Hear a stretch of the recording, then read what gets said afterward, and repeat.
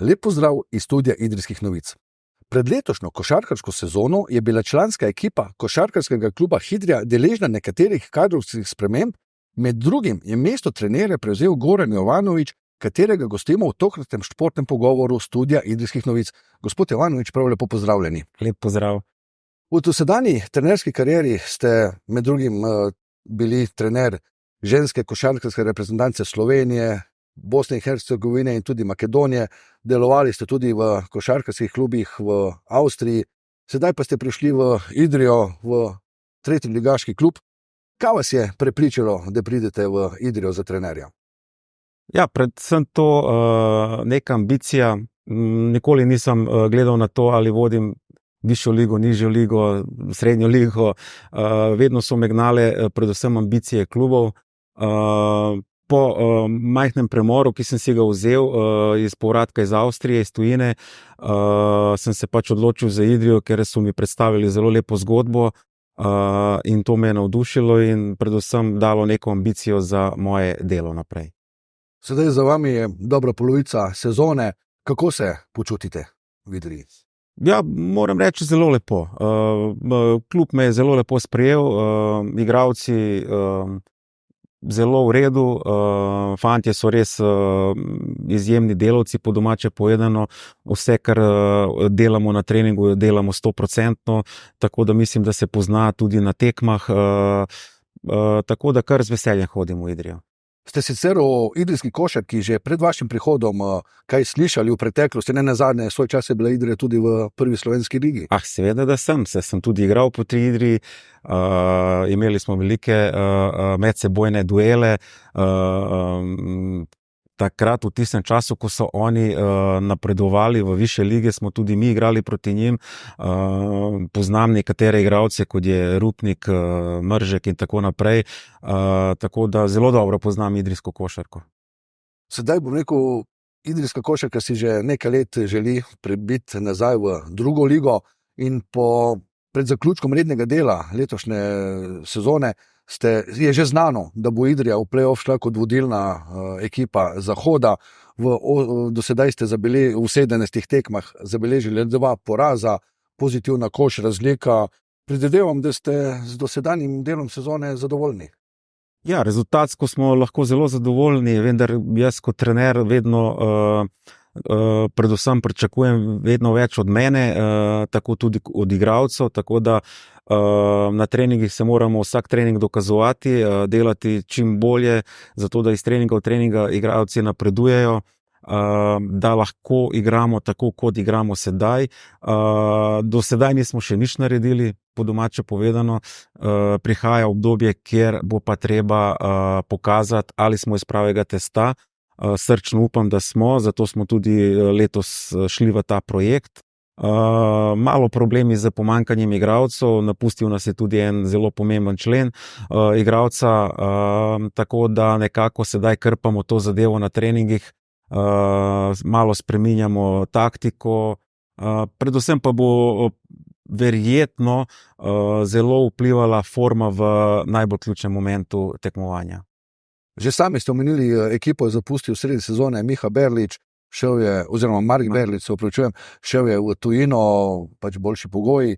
Po drugi strani pa se počasi vrača Matevž Mlakar, center, ki se je lansko leto poškodoval.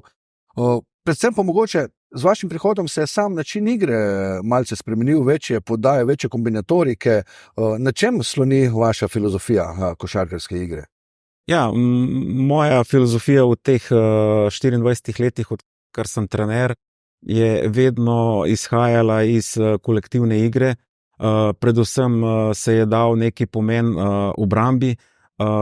Sem zagovornik dobre obrambe, potem hitre igre, vendar v tej hitri igri s čim manj napakami. V napadu dajem veliko svobode igralcem, vendar je postavljen sistem, katerega oni morajo poznati, vedeti in v vsakem trenutku morajo najti rešitev in tako individualno kot kolektivno, in mislim, da je to ključ take igre in pa povezanosti, kot ste jo sami omenili. Sicer je bil pa to na najlepši možni način videti proti prvoligaški ekipi Ilirije v tekmi pokala Spar, kjer se, kot rečeno, Ilirija igra v prvi ligi, zelo dobro upirali favoriziranje ekipi. Kako je ta tekma potekala skozi vaše oči? Je bila to nek vrhunec tega dosedanjega dela sezone? Ja, lejte, mi gremo vsako tekmo v neko pripravo, ne glede na to, a je to prva ekipa v naši ligi, a je to zadnja ekipa v naši ligi, ali je to pokal, kjer smo igrali do sedaj z vsem ekipam, ki so bili više rangirani kot mi. Ključna je priprava na tekmo, ključni so seveda treningi. Uvedel sem neke stvari v ekipo, kjer v prejšnjih sezonah niso imeli to v navadi, kot je recimo scouting, priprava na tekmo, priprava na nasprotnika, na igralce. Vse to smo sedaj skozi treninge to dodajali. Motivacija proti Iliriji seveda ni manjkala, odigrali smo res zelo, zelo dobro tekmo in če bi do konca tekme odigrali v kompletni zasedbi z najboljšimi igralci, mislim, da bi ta rezultat bil mogoče še boljši. Mogoče bi še celo zmagali, vendar sem si želel v pogovoru z seveda našo upravo in vodstvom in trenerskim štabom, da damo tudi priložnost mlajšim igralcem v končnici, da začutijo, kaj pomeni igrati proti takemu nasprotniku se pravi 2 ligi višje. Ko ste ravno omenili te mlajše igralce, vemo, vsaka ekipa je sestavljena z nekega jedra igralcev, ki dobijo več priložnosti, zraven pa je na klopi tudi nekaj mlajših igralcev. Pa me zanima, recimo tekmo proti Kopru, kjer je bilo že sredi tretje četrtine 40 točk razlike v korist Idrije, ampak mladi so ostali na klopi. So šele po vsemu zaključku dobili priložnost. Ja, tako je. Veste, kot sem že prej povedal, mi se pripravljamo iz tekme v tekmo, na treningih se pokažejo fantje v tistem tednu pred tekmo, kako trenirajo, koliko trenirajo, kako so pripravljeni psihično in fizično. Zdaj, ko ste to omenili, recimo, pokazalo se je na tekmi proti Jesenicam prvo kolo, kjer so mlajši igralci že v drugi četrtini igrali in na katerih ostalih tekmah, kjer sem jih že upeljeval v prvem polčasu, je prišla taka tekma z ekipo Kopra, kjer sem igral nekatere igralce, ki so bili bolani, poškodvani, govorim predvsem za nosilce, in sem si želel, da te igralci začutijo malo boljši oziroma višjo minutažo. Mlajše sem tam malo, bom rekel, dal na koncu iz prostega razloga, ker smo na vsaki tekmi se odločimo oziroma pripravimo, kdo v katerem trenutku lahko da največ na tej tekmi. Sicer pa mladi igralci idrijskega košarkarskega kluba, poznate tudi mogoče kaj igralcev iz mlajših selekcij, je kdo že padel v vaš radar? Ja, seveda. Veste kako, pred vsakim treningom članskim pridem nekoliko prej na trening, da si pogledam tudi zadnjih 15 minut treninga mlajših selekcij, kjer naš trenerski štab, kateri je vključen tudi v člansko ekipo, dela s temi fanti in delajo zelo dobro. Fantje se zelo trudijo na treningih. Videl sem nekaj igralcev, kjer nekako že pričakujem, da bi v mogoče naslednjem letu se že priključili članom, saj na treningih, če že ne na tekmo. Ampak, kot pravite, tudi na treningu je treba dati vse od sebe, da si potem sploh zaslužijo. Seveda, to je ena osnova. Danes je mladina malo drugačna, kot je bila včasih, treba je malo drugače se pogovarjati, razmišljati, jim predstavljati košarko. Fantje pač spoznavajo to košarko skozi člane. Recimo, mi imamo res v tem trenutku zelo mlade fante v članski ekipi, to so letniki 2-7, 2-6, 2-8. Sama ekipa naša je v povprečju zelo mlada članska. Imamo 2 izkušene igralce, vse ostalo je to od 16 do 25 let, kar je trenutno zelo ugodno za domačo oziroma za idrijsko ekipo. Tako da vidim neko perspektivo v bodočnosti idrijske košarke. Upam, da bo to se tudi dejansko udejanjilo. Sicer ste pa tudi zelo energičen trener, ves čas na nogah, zelo pogosto tudi v pogovoru s sodniki, predvsem ko pride do nekih nepravilnosti, nenazadnje tudi kar nekaj tehničnih napak ste že prejeli. Ste odzmeraj že taki? Ja, bil sem energičen kot igralec, sem energičen kot trener, saj smatram, da igralcu moraš oziroma igralca moraš vnesti energijo skozi svoje neko videnje treninga košarke in če ni 100% pripravljena na treningih, potem jih tudi na tekmah ni. Moram reči, da jaz na treningih po vsakem treningu se grem stuširati, ker sem čisto moker, na tekmah sem enako energičen.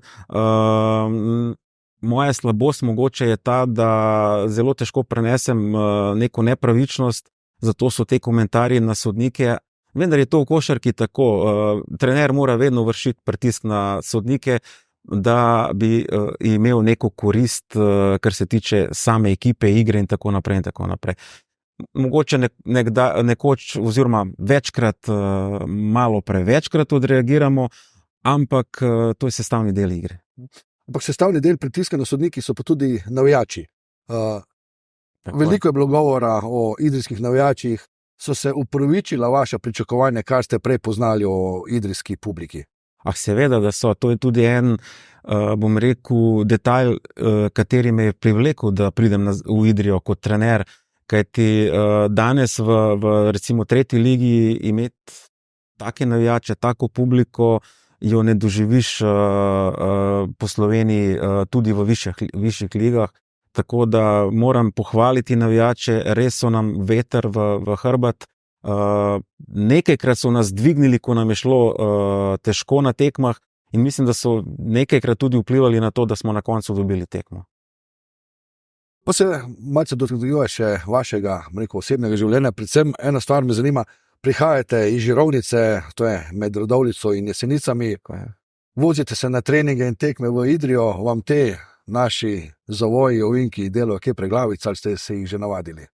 Ja, vsakič pred Logatcem se vprašam, ali bom speljal danes v redu, vendar šalo na strani, veseli me vsak trening, z veseljem prihajam na vsak trening, ne glede na to, da vožnja traja včasih tudi uro pa pol, vendar me to ne moti, saj vem, da ko pridem na trening, so fantje pripravljeni, oddelamo ga res dobro, ekipa je zelo pozitivna, naredili smo, ker me zelo veseli, zelo homogeno ekipo, kolektivno, in to je bil vedno moj cilj, kajti če ne narediš ekipo tako, da se med sabo razumejo, je potem vedno problem. Tako da z veseljem prihajam v Idrijo na treninge. Pa še zadnje vprašanje, je dogovor z vodstvom košarkarskega kluba Idrija sklenjen samo za letošnjo sezono ali se nadaljuje zgodba tudi v prihodnje, ne glede na izplen letošnje sezone? Ja, gledajte, na začetku sezone smo se pogovarjali, da bi bila ta zgodba mogoče malo dolgoročnejša, kajti sami veste, da je težko nekaj v enem letu spremeniti, ustvariti, pripraviti, graditi. Dogovorili smo se sicer samo za eno sezono, zelo korektno, bom rekel, klub je zelo korektno nastopil do mene, v bistvu brez pogodbe, vse je z roko in tudi to je en pokazatelj, da je Idrija, bom rekel, zelo pošten klub in pa zelo odgovoren klub, kar se tega tiče, in to so mi do zdaj tudi pokazali. Ob napredovanju v drugo ligo ostanete v Idriji? Ja, mislim, če me bodo želeli, seveda. Gospod Jovanović, najlepša hvala za obisk v našem studiu. Želim vam, da uspešno vodite ekipo do konca sezone, seveda željo, da se ob naslednjem pogovoru srečamo kot trener drugoligaškega kluba iz Idrije. Najlepša hvala in z veseljem se bom odzval. Vam, spoštovani gledalci, pa hvala za ogled tega pogovora in povabljeni tudi k ogledu ostalih prispevkov Studia Idrijskih novic.